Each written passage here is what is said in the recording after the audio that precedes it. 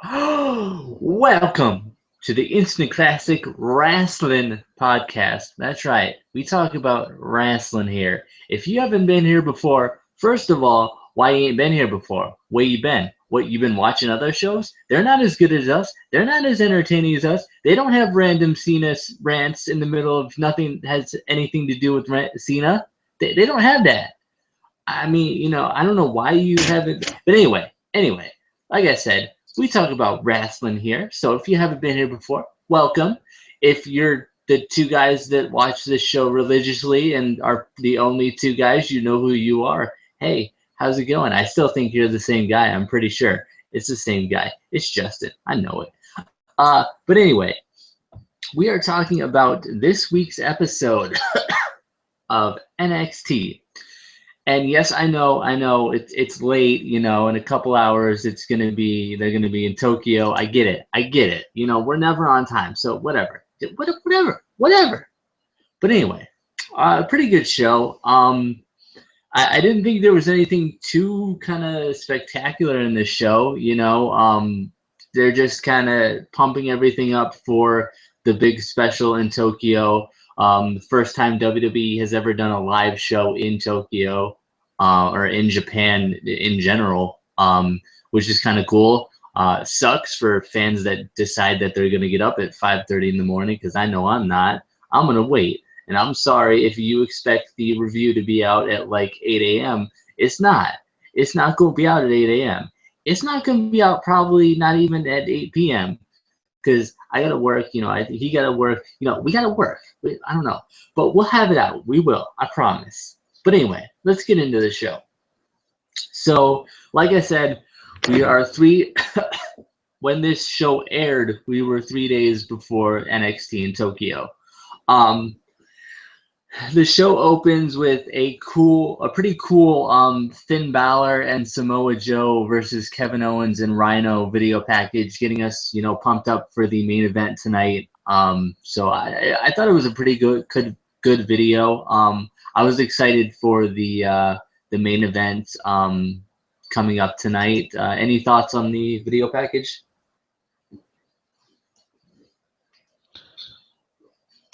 Yeah, it made the show feel kind of different, you know. It made it feel like it was kind of a bigger show, you know. It made it feel bigger because you don't usually get like a video package that sets up for the main event, but it kind of showed us that we are going into this big special coming up soon. And I was excited for the match because seeing Samoa Joe in NXT is like, what is it real? Can you pinch me or something? Like I need like the fairy dust to like help me out and maybe in real life right now. Uh, but yeah, it definitely just made it feel like it was a bigger main event tonight. Yeah. And I think it was, but we'll get to that a little bit later on. Um, but anyway, we open up with the match that I'm going to give to DJ because it's his boys, the Vaudevillains, versus Scott Dawson and Dash Wilder. So I'm gonna give you this match because they're your boys. They are, and I was definitely excited to see the Vaudevillains, especially to start the show. If you want to get me excited, you bring out the Vaudevillains or Tyler Breeze, Bull Dempsey, one of those three. You bring them out, I'm good. Probably Sami Zayn too, because his music just gives me hype anyway. Um, what, what, what? That would be four guys. If you include Sami Zayn, it's five. The Vaudevillains count as one. They're a team, so it counts as one. Anyway, forget the mathematical arithmetic here, and let's get to the technical match of this here. This is a tag team match, is what it was, and I was excited for it. We had the Vaudevillains versus Dawson and Wilder. Yacht is kind of getting beat down at the beginning, but he rolls over Dawson, and this kind of gets Aiden English in. Now we get kind of some quick tags and quick tags attack by the Vaudevillains here. Gotch does eventually get cornered with kind of an aggressive style by Dawson and Wilder, and then Gotch kind of outquicks Dawson and Wilder, and here comes Aiden English again. And then after a little bit of some control by the Vaudevillains, we get the whirling dervish for the win by the Vaudevillains. So the Vaudevillains once again get the win, and I was very happy um, about this. I like Dawson and Wilder though. I think they're doing a good job of kind of building Dawson and Wilder as a legitimate tag team. Because I definitely like Scott Dawson and Wilder. They remind me of Lance Cade and Trevor Murdoch a little bit. Their style, they're very they're very aggressive too in the ring, which I like. I liked what I was seeing from them too. So they're really growing on me too, and you can tell that NXT is kind of trying to build back up their tag team division. So when people leave, they have more people to come to take those spots. So I like that. I was definitely excited. And we got some other tag team stuff coming on later in the show, but I don't want to ruin it for you if you don't know. So we're gonna wait on it. Casey, you got any thoughts on the Vaude villains versus Dawson? Yeah, I mean, I thought it was an all right tag team match. Nothing really wowed me in it. Kind of like most NXT matches, there's something that wows me, and this one just, I don't know. It was a good match. It the highlight for me was just seeing more of Dawson and Wilder. They're two guys who have been in NXT for quite a while, but haven't really been showcased that much. So it's good to see them, shown on TV, see what they can do. Because we haven't really seen them much. And I feel like they've been doing that with some other guys that have been on NXT for a while, have been on the roster, haven't necessarily been on, the show since it's been on the network, because Scott Dawson and Dash Wilder have been in NXT since, it came on the network, even before that, if you looked on the website, but they just haven't really been on, the actual show. So it's kind of cool to finally see them get a shot. And like I said, and a bunch of other guys who've been, featured a little bit more on the show the past couple weeks. But anyway, next, Devin Taylor is at the Performance Center, which is basically what I don't whatever. She's at the Performance Center and is there to basically get an update on Becky Lynch's condition. Becky says at TakeOver she sprained her hip flexor and she tried to hide it and fight through it, but unfortunately she'll have to be out for, I think she said, a few weeks. But it has given her more motivation to come back and go for the NXT Women's Championship. So that's cool that she'll be back. Doesn't seem like it's too big of an injury, but it is one that you kind of want to, let it heal so it doesn't get any worse. So any thoughts on her status right now? Yeah, I was definitely upset that she was injured. And I hope, and I'm glad it's minor and she'll be back soon. I just hope it's not an injury where it's gonna really take an effect on how the fans view her, as far as like you never want the fans to kind of get that short-term memory loss with a superstar.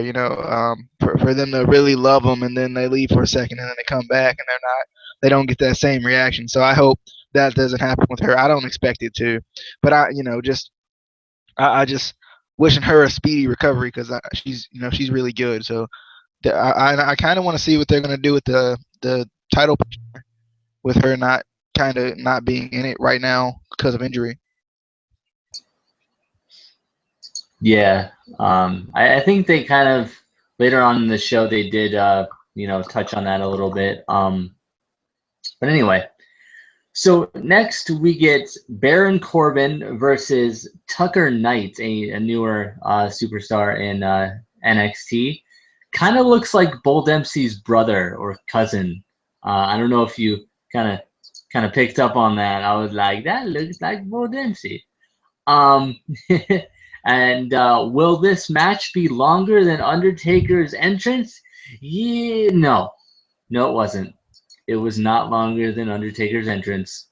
We still have not gotten a match longer than Undertaker's. I don't even have anything else to say about this match. That is getting to the point where I love Baron Corbin, but come on, seriously, can we get like a 5 minute match? Like 5 minutes? Just give me 5 minutes. I will take 4.5, 4.5 minutes. You give me 4.5 minutes, I'll be happy. But we didn't even really. We got to see a little bit from Tucker Knight, but not enough to make me happy with this match. It's just I don't think they need to be doing this, making him look so dominant still. We already know he's this big dominant guy, Baron Corbin. We don't need him to continue to have squash matches. It's not doing anything for him. It's not doing anything for the fans. It's getting them to be able to count to 30, which I'm pretty sure we all know how to do. If you don't, you need to not be watching the show. You need to be going work on your math because you need to figure out how to count to 30. But yeah, I mean, I just want to see longer matches for Baron Corbin. And if it's for, he should be able to do it. He should have the stamina to do it. I mean, freaking Bolt Dempsey could do it. I mean, yeah, he got tired out. We got that. We'll get to him later on in the show. But I mean, Baron Corbin, he can get longer matches. Come on now. Any thoughts on the match? First off, you didn't have to bring my boy Bull into this. He is in shape, darn it. He's in his own kind of shape, okay?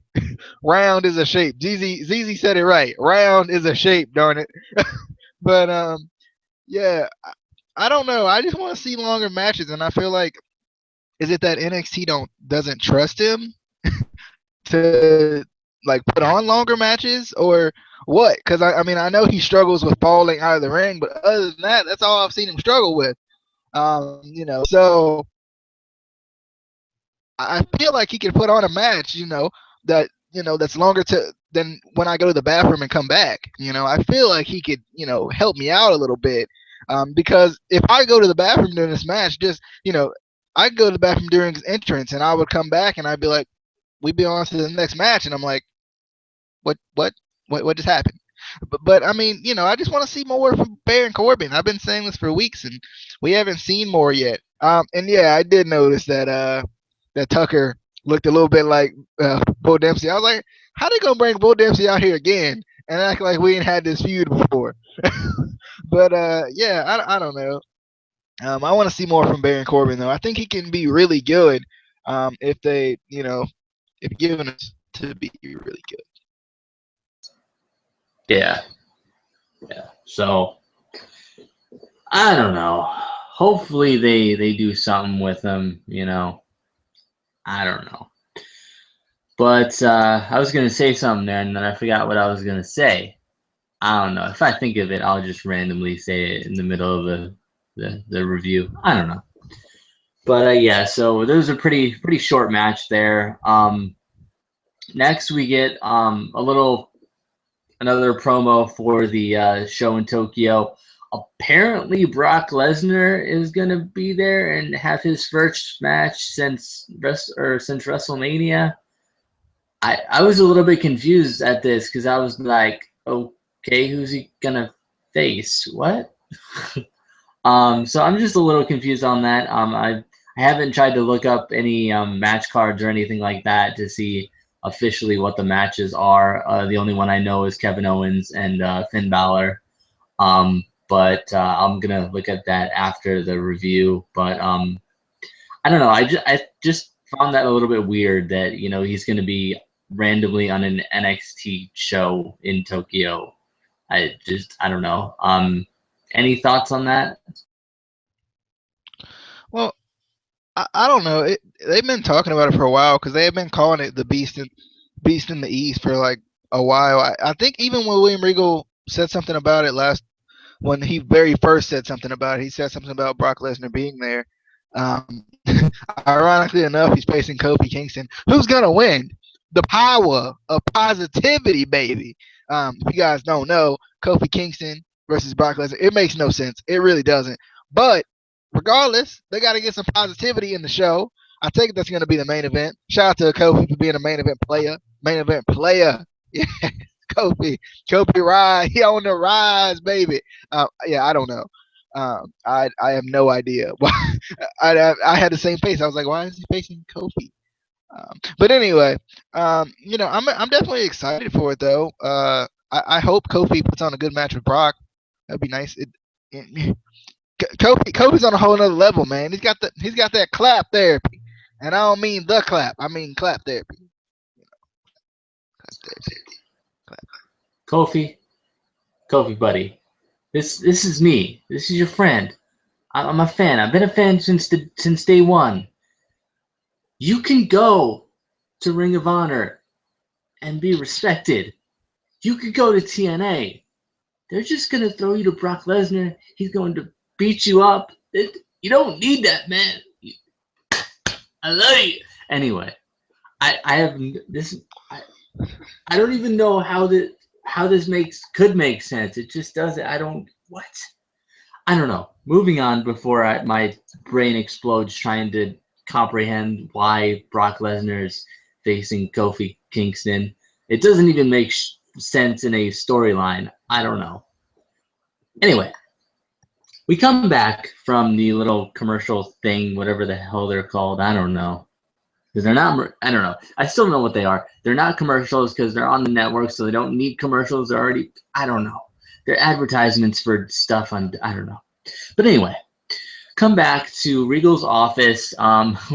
We see Regal kind of rubbing his forehead, clearly annoyed with a bunch of people all trying to talk over each other in his office.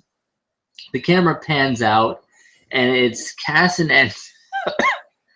Enzo on one side of him, and Simon Gotch and Aiden English on the other side, all arguing about who deserves a shot at the tag team titles. Regal tells them all to shut up, and he says the reason that he brought them here is to tell them that next week they will be facing each other for the #1 contendership. So we'll be getting that match next week. Any thoughts on that? I know your prediction, but any predictions? This is tough one.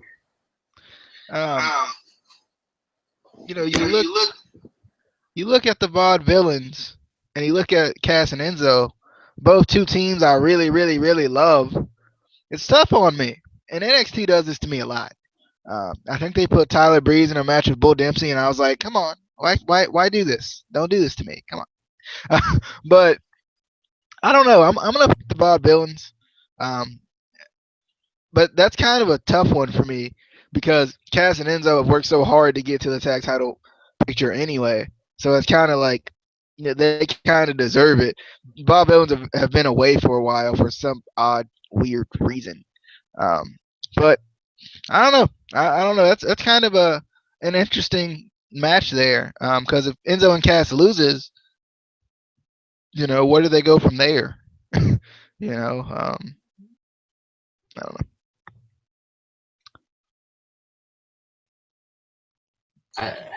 I don't know. I mean, I think it would only make sense for Enzo and Cass to win because, for one, they've been a team in NXT a lot longer than Simon Gotch and Aiden English.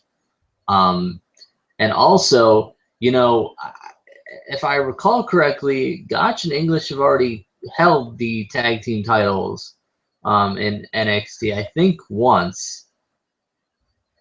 Believe. If not, they've been the #1 contenders before. I don't know. But I don't know. I don't think it's right for them to not give it to Enzo and Cass. At least give them a title, a title run. The fans want it, and then I don't know. it could go either way. But I don't think that the vaudevillains really need it right now, or deserve it right now, because they were away for a while. You can't just they've said it in WWE 100 times. You can't just come back and jump in the front of the line. And Enzo and Cass have been working their asses off. In matches, they've become number one contenders. They've been working their way up. So I hope they win it, but either way, I don't know. But I'm pretty sure they did have the titles, because didn't they? Yeah, No, with the Lucha Dragons. Yeah. They've been number one contenders. They've been number one contenders, but they haven't had the titles. Because they lost to Lucha Dragons. Remember when they were having that feud, we thought that they were gonna win the titles during that feud, and they never did. Because it ended up being Blake and Murphy that won it from the Lucha Dragons, and not the Vaudevillains, which was surprising. Because I'm pretty sure Blake and Murphy beat the Vaudevillains to win the number one contender spot when they won the number one contender spot. I think. Can't remember. It was a long time ago. Well, that right there just proves that they are disqualified. They already had their chance, and they lost it. They don't get a second chance. Enzo and Cass. It's official. Enzo and Cass next tag team. Yeah. Don't you woe me. Don't you woe me. Wait a minute now. If we're gonna go off of chances, I love Enzo and Cass. Don't get me wrong, but they also had their chances, or at least one. They had one chance, and they lost. Now Alexa Bliss did screw them. Don't get me wrong. She did screw them, but they had their chance. That's why they're re-earning their chance. So it's kind of 50-50 here. 50-50.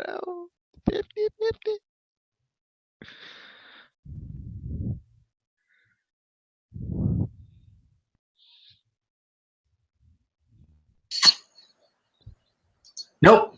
Enzo and Cass. That's it. End of story. Period. I win. I win. You lose. Nana and boo boo. Anyway, so we get a closer look at Finn Balor Part 3. So excited. This week he starts out talking about how he loves being a professional wrestler, because especially now, and being able to inspire kids and artists to draw and create. And he says that he loves when he receives fan art, and he uses it as inspiration, in his body paint and his costumes, whatever. He talks about first coming to the Performance Center and kind of thinking he was going to be a virtual unknown. And then his debut on NXT, how he was kind of surprised with the reaction, and how he sort of got a kind of a hero's welcome, which was kind of cool. He also talked about how he got his name Finn Balor. He combined Finn McCool and Balor. Finn McCool being an Irish mythical hero who battled the evil one-eyed King Balor. If you look it up, you can kind of read more into it. That was cool for me because I kind of like mythology and stuff like that. So I kind of looked it up a little bit too. He says an added bonus is that his father's name is Finton, and often goes by Finn, so it's also a little bit of a tribute to him, which was cool. I like when guys can kind of think of their own names a little bit and put a little bit of themselves into their character, not when WWE just gives you a name and throws you out the curtain, Then Albert talks about him a little bit. He says that there wasn't much of much moveset wise that he needed to learn, but he was going to have to learn more, the camera work, how to, you know, work with the crowd, how to work with, you know, a TV audience, you know. They also showed a little bit of him working on his entrance in the beginning, you know, how they set it up and everything. And Triple H was working with him too, you know, telling him how to, you know, don't look right into the camera, look to the side a little bit, you know, which was cool. I like stuff like that because I always wonder how they kind of, you know, work on entrances and stuff like that, you know, that kind of interested me.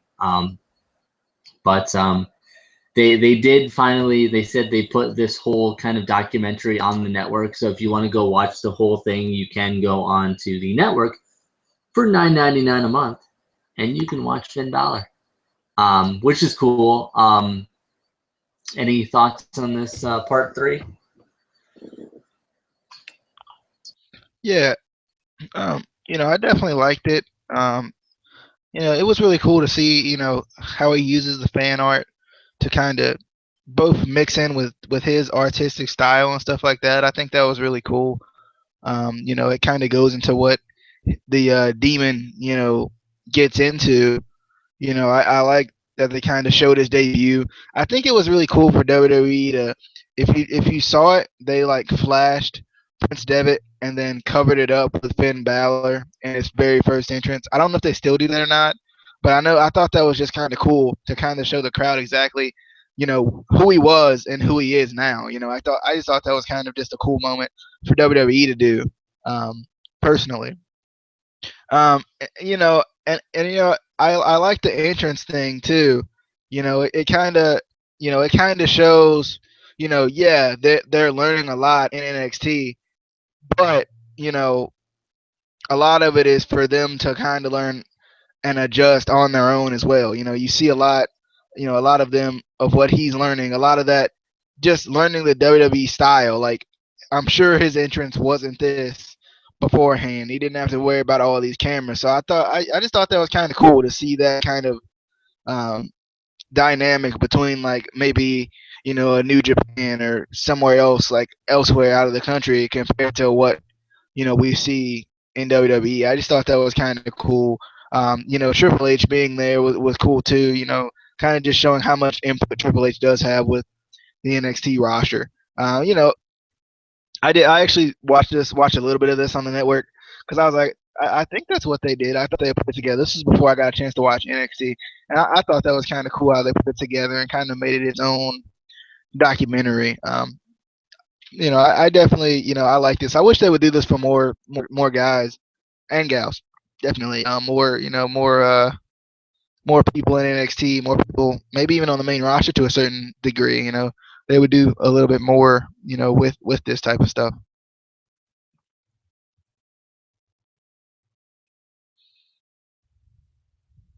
Yes, we haven't had this happen in. Oh no, is he there? All right, can you hear me?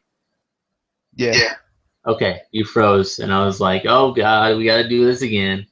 But were you done? Oh, you can hear me? No. Darn it.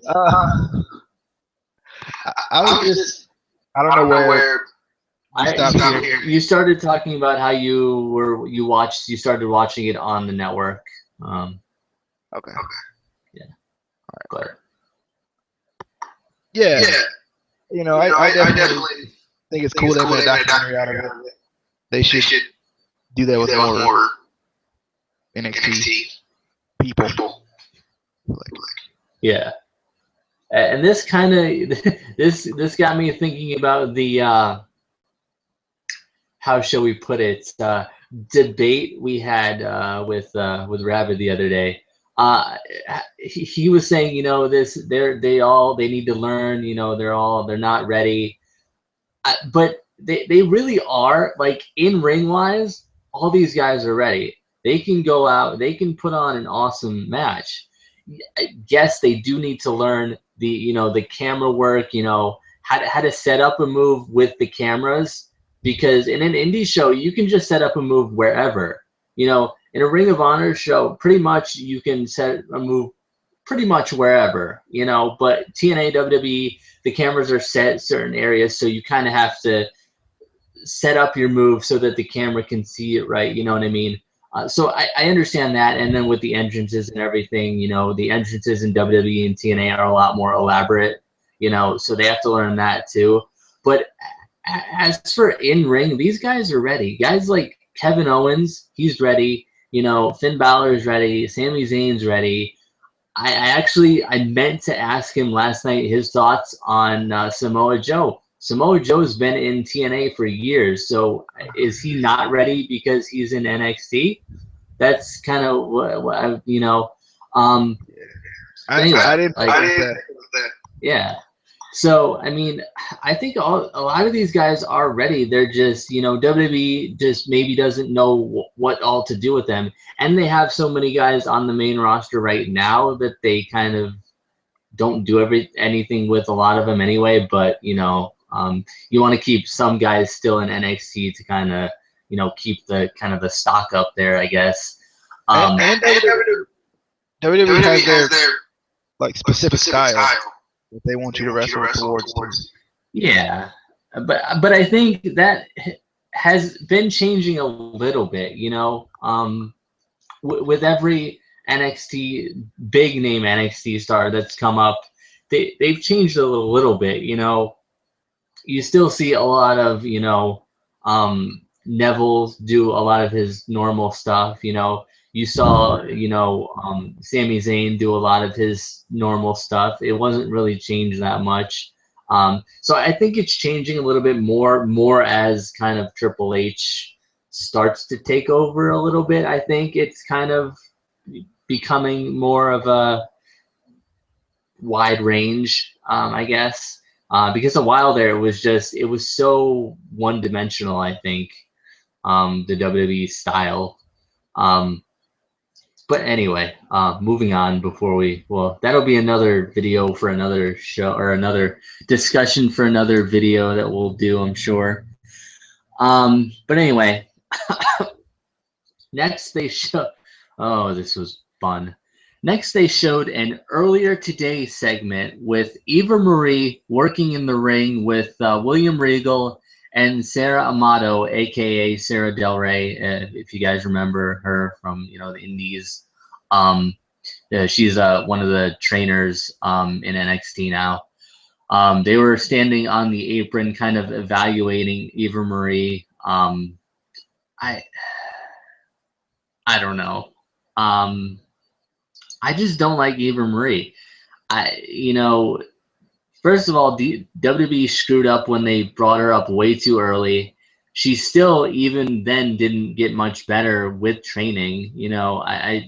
I just don't see anything special in her. That's just me. I'm sure she does have a lot of fans, but I just don't think she's good in the ring. I don't think she's good on the mic. I don't know. She's just a pretty face to me, and she's not even that attractive to me. But whatever. Any thoughts on this little earlier today segment, or what do you think they're gonna do with her? Well, they're at least showing some consistency. At least her coming out and saying, "Hey, I'm working hard to get better." Then they show her kind of working hard to get better. I like the consistency there. I'm trying my best to be optimistic about it and try to, I'm hoping she proves some people wrong. I even tweeted her earlier this week because I thought her match would be this week. I was like, I said something along the lines of, I hope you prove them wrong. And she didn't even favorite it, retweet it, or anything. So you know what, Eva? I don't care anymore. No, no. I mean, I really do want her to, prove some people wrong. I would like to see her, improve and get better. She's in the same boat as Cameron to me, where like, I didn't see a lot of improvement from Cameron when she said, I'm going back to NXT to improve and whatever. And I wasn't watching NXT at that time anyway, but I don't remember seeing any improvement. I haven't seen her on my TV for a while, so I don't know where she is right now. But yeah, I don't know. I hope she improves. And Eva, you better respond to my tweet, darn it. I don't care what you do. I don't care if you send a period back. You better acknowledge the presence of the greatest co-host in the business. Okay, ma'am, you ain't too big. I don't care about your red hair and all red everything BS you throwing at me. I gave you positive encouragement. Darn it. I might be the only one. You better take this positive encouragement. And now it's criticism. Screw it, man. I'm upset. I thought I was expecting like something, a favorite, retweet, a reply.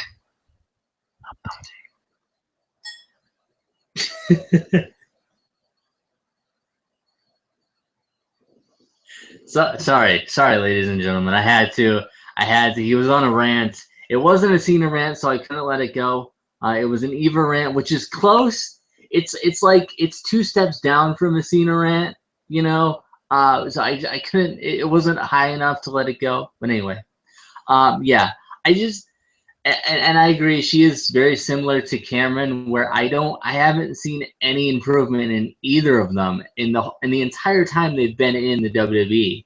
Um, you know, and I don't even honestly know how Cameron is in WWE period, because you watch her on Tough Enough, season 5 or 4, whatever it was, 5, yeah, and just the way she couldn't even name one match, so it's like how. And I think that's part of it. You have to be a fan to really be a good wrestler or become a good professional wrestler. You have to be able to remember moves from your favorite matches. Learn how your favorite superstars did things like that. And that goes back to our discussion on the Tough Enough review that we had. But anyway, I just haven't seen any improvement in her at all. In the ring, on the mic, she still bores me to tears on the mic. But we'll see what they do with her. I'm not holding my breath because I'll die. But hopefully something does change and she at least gets better in the ring somehow. I don't know. But anyway, next we get Emma, my girl Emma. She wasn't in red today, so I was kind of upset. I was a little bit, not happy, because she was hot in red. Anyway, with her girl Dana, whatever, versus Carmella by herself. Where's your boys? Where's Big Cass and Enzo? Where they at? Where they at though? Anyway, pretty good match. I was just waiting for Dana to get involved. It just seemed like it would end in disqualification or something. Like Dana would come in and attack her, seeing the fact that Enzo and Cass weren't there. I thought that's what they were gonna build up or do in this match. But Emma ends up winning via submission, which again is really cool. I feel like NXT is kind of building up divas that can do submissions more. We really haven't seen many divas in the past, 10, 15 years that could really do submissions or really did submissions. The only one that you could really think of was Natty. She was known for the sharpshooter from Bret Hart. But I don't really remember any others that really did a lot of submission work, or at least even would win with submissions. So that's cool that they're kind of building that up in the Divas division. It's cool to see them knowing how to do submissions and, even winning with submissions. Because you don't see that in matches much anyway, period, Any thoughts on this match? I immediately noticed that I don't know what the heck I just did. I immediately noticed that Emma had new music tonight. It was like slightly different than the music they had before, which I thought was kind of cool. But I like the music she had before anyway. The kind of mixture of her and Dana Brooks' themes. Yeah, I asked the same question. Where's Enzo and Cass? Because during the tag team like scuffling segment that we got, they were like, Carmella's got a match. We gotta go. We gotta go watch it. And I'm like, Enzo, Cass, did Blake and Murphy like beat him up in the back and we didn't see it again or something? I don't know what happened. What happened to Enzo? What happened to Cass? I was a little surprised that they weren't there at all. Um, yeah, I like kind of Emma's style. This new like kind of heel style she uses with the aggression, kind of more. She's more technical. I feel like in this style instead of being, you know, with her face gimmick, she kind of had to be goofy, and you know, at times it just wasn't natural. It was awkward. But I feel like with this aggressive style, she can be smoother. You know, she can move more fluently, and she doesn't have to feel like she has to, kind of insert this awkwardness into her style that maybe isn't even there in the first place. I definitely like this style much better than the first one, first Emma style. Other than that, yeah, that's pretty much all I got. Yeah.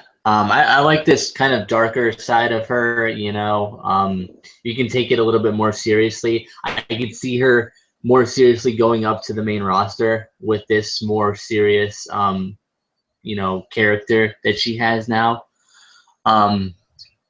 Anyway, next we go backstage. Best segment of the night. Backstage to Bull Dempsey getting mad at a vending machine for not taking his dollar. Setting up his next feud. Oh, no, this isn't his next feud. Oh, I was hoping. A random ref is there trying to, calm him down. Bull grabs a stool and goes to swing it at the vending machine when Regal comes up. Bull slowly sets the stool down and right next to Regal and sits on it. You just had to have seen it. It was hilarious. He tries to explain to Regal that he was just trying to get some pistachios. Regal stops him, wipes a little bit of food from the corner of his mouth, and tells him, he needs to get a grip on himself, or next time they talk, Bull won't like the outcome. I don't know what they're doing with him right now, but it is consistently funny. So I'll take that. I just don't know what they're doing with him right now. Any thoughts on your boy versus a vending machine? WrestleMania 32? I guess this was a match made in heaven, I guess you could say, because um, they had the referees there. They even had some superstars for the crowd. They had it all. They had it all back there. They a parking lot brawl against the vending machine. I don't even know. Um, I don't know why they gotta do my boy like this though. They know Bull is my boy, and this is how they do him. Um, it would have been funny if Bull would have been able to like still swing through and throw William Regal into the vending machine. Like he was just like made of nothing. Um, but yeah, I was like, why? Why are they doing this to my boy? Come on. And I was also confused on why William Regal, took a swab from his mouth from Bull's mouth and then just inserted into his. I was like, y'all a little bit closer than we think. I think. That's a little much for me. but yeah, they got to do something with Bull because they can't keep treating Boy like this. Come on, man, you can't do this to me. Come on, man. That would be a great WrestleMania moment. Bull just power slamming a vending machine, doing his finisher on the vending machine. Anyway, so next we get another interview with Jason Jordan after his match last week. And as always, Chad lets him know that he's ready, willing, and Gable. Please put them together. Please give us the t-shirt. Please, WWE. You've been doing awesome specials on the WWE shop. 30% off, 25% off, whatever. Just put the Ready, Willing, and Gable shirt up there. It's going to sell. It's going to sell like hotcakes. It's going to go out. Any thoughts on this and the Ready, Willie, and Gable shirt? Just saying. Yeah, they should definitely put that on there. They had that up to 60% off. They should go about 65% off. Just make sure we get these Ready, Willing, and Gable shirts, off to a good start. They should even just take off the shipping. They should do that. And I'd be fine with that. Uh, but yeah, I was definitely excited for this segment with my boy Chad Gable. I like this guy. I'm definitely a fan. He's getting over with me if nobody else. Um, I just thought it was funny at the end when Jordan says, "I'm not a loser." All I could think about was, "I'm not a loser. I'm Rockstar Spud." That's all I can think about right there. I'm not a loser. I'm Jason Jordan. So I just thought that was kind of funny that he said, "I'm not a loser." But yeah, I'm ready, Willing and Gable, for Chad Gable to go ahead and get this tag team going. I think we're all ready, willing, and Gable. I just love it. I can't. If they don't make it a T-shirt, I'm gonna make it a T-shirt. I don't care. Um, so anyway, next week, I thought this was a little bit ironic. Next we get Tyler Breeze versus Ty Dillinger. Ooh, Jason Jordan's ex tag team partner. Ooh, but yeah, I think this ref that was in this match, he should be fired. How dare he allow Dillinger to make contact with Prince Pretty? He is royalty. How dare you? Oh God, I was just wasn't even that good of a match. It was okay, but still, come on now. I just I don't know. I feel like Tyler Breeze is another one of those guys we're not really sure what they're doing with him because he was number one contender and then he's not, and then I don't know. But I love him. So anytime we get to see him in a match, it's cool. And we got to see Ty Dillinger too. So they're not just throwing him to the side. They're not giving us the feud that we want, but why would they do that? Why would they do Jason Jordan versus Ty Dillinger? They started it a couple months ago, and then they were like, nah. But any thoughts on this match? Yeah, going into this one, I was interested because Tyler Breeze was on my screen. But my question is, when did Ty Dillinger turn into a heel? Kind of confused. Because he was like all heelish in this match, and I'm like, what? Wait a minute. What? Wait a minute. What? I was like stuck on what? Wait a minute for a little while there. I'm like, why is he a heel? I don't understand. And when did Tyler Breeze turn into a face? I know everybody loves him, but character-wise, when did he turn into a face? They kind of like just swapped spots in this match. Yeah, this match was, it was obviously gorgeous because Tyler Breeze was in it. So, that's all I gotta say. Tyler Breeze wins via beauty shot, like always. So that's how you gotta do it. When is my boy Tyler Breeze gonna get his, NXT title run? Because that should be happening soon, like now. I'm curious to see if he's on the card for the should be. It'll be a shame if he's not. To be honest. Well, see, I know the reason why he hasn't gotten the title yet. The title is just not gorgeous enough. What they need to do is they need to take the NXT title and make it kind of like the $1 million title. Just all gold with all these diamonds. And then it'll be good for Tyler Breeze, and then he can win the title. But as for the face changes, it's the simplest explanation is it's WWE. They do that all the time, and they don't tell you. So one week somebody is a face, and then the next week they're a heel. You don't know why. It's just WWE. I don't know. But yeah. So next we get a short segment with Emma and Dana Brooke in Sasha Banks' locker room. So apparently she has her own locker room. I mean, I don't know. So it's kind of teases, I guess, maybe one of them is gonna go for the title since Becky Lynch is out with an injury. Maybe they're gonna push one of them to #1 contender spot, or at least fill that space while she's gone a little bit. Any thoughts on this? First off,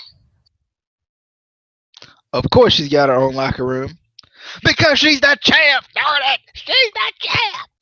No, but I don't know, man. Like, I want it to be Emma because I feel like Dana Brooke's still in a feud with Charlotte, like kind of heavy. By the way, haven't seen her in a while. At least it feels like.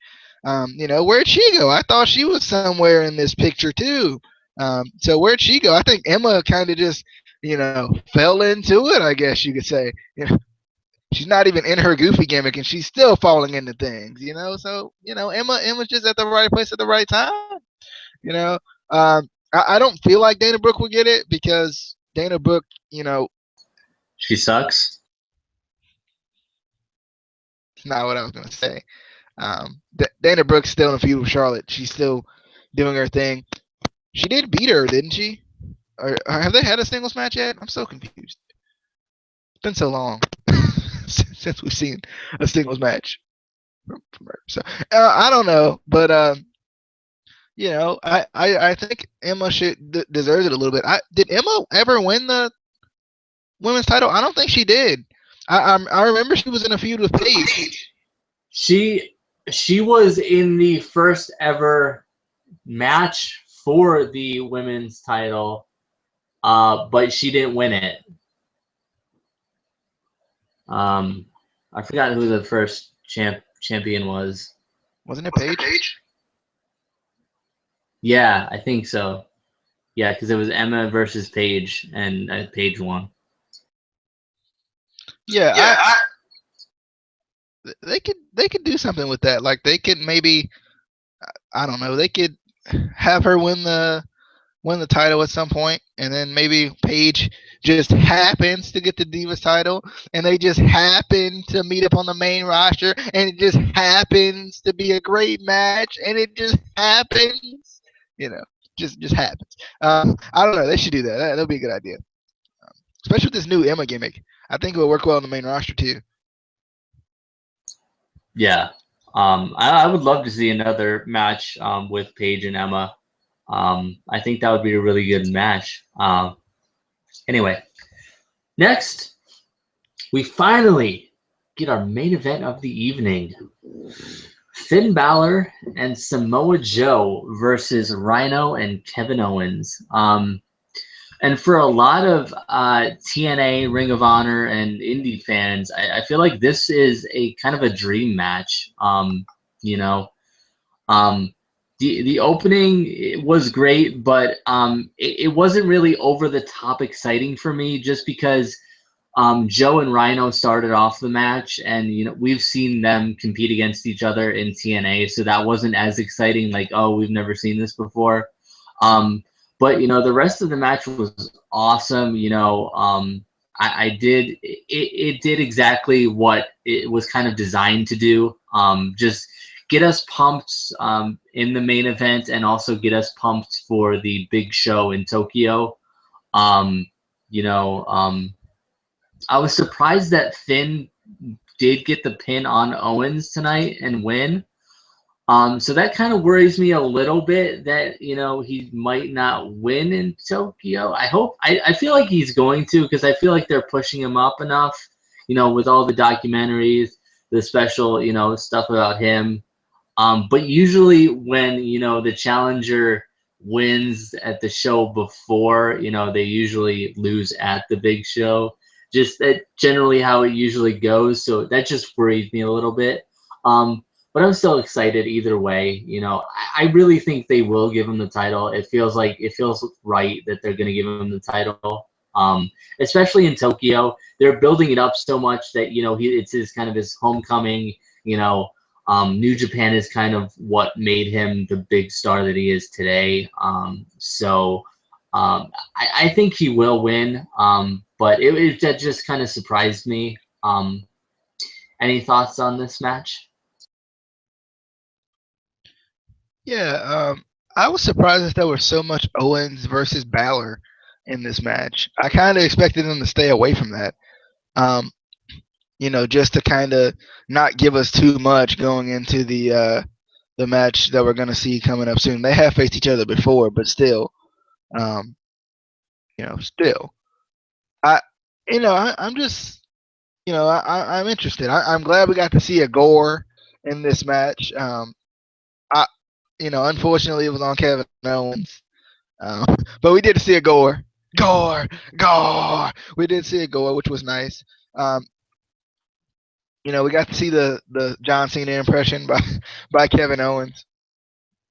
But yeah, I was just the thing that surprised me the most in this match was the whole, Finn Balor versus Kevin Owens thing that we got like a lot. I'm kind of curious to see if Samoa Joe's going to be at the Tokyo show as well, because he's been a big part of this like main event picture, or at least a big part of NXT, and he'd be a big draw to that show anyway. We don't really know many of the matches going into that show. We kind of know Brock Lesnar versus Kofi Kingston, and I wouldn't even know that if Justin wouldn't have told me. I would have knew Brock Lesnar was going to be there, but I wouldn't have known who was facing until I think about tonight. I think they did say something about it tonight, or it was on the network at some point. And then Finn Balor versus Kevin Owens.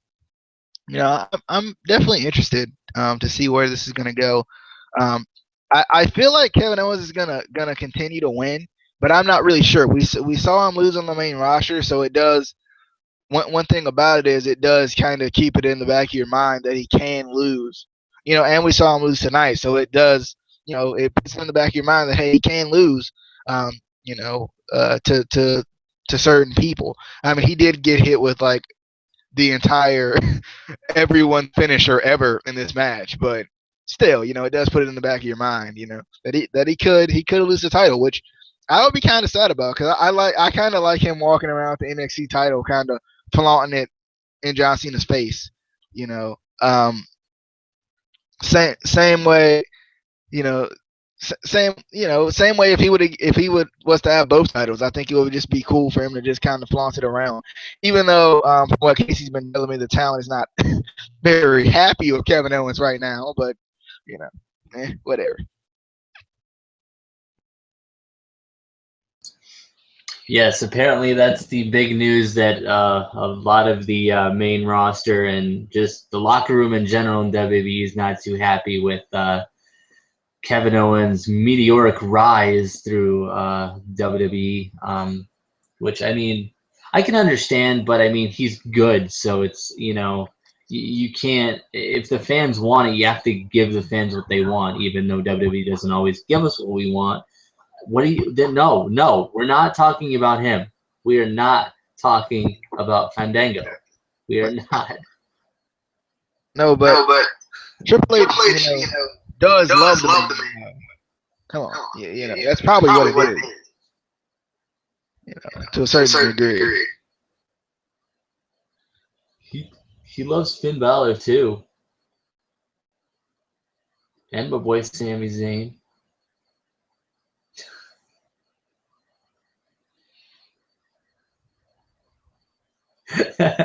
True. I don't know, but we'll see what happens. I'm excited for the show. So leave any comments, any predictions, any do you know why Kofi Kingston is apparently facing Brock Lesnar? Does anyone know? Because he's gonna win. If he wins, I don't even know what I'll do. I will just. There's no way. There's no way. Casey, I got one thing to say to you. And this is not it. I just want to tell you. New Day rocks. New Day rocks. New Day rocks. Day sucks. New Day sucks. New Day sucks. Anyway, that is our review for NXT this week. Well, technically we have 2 this week because we have the show in like 4.5 hours right from now. I'm not gonna be up for it, like I said, but I'll watch it later and we'll do the review later.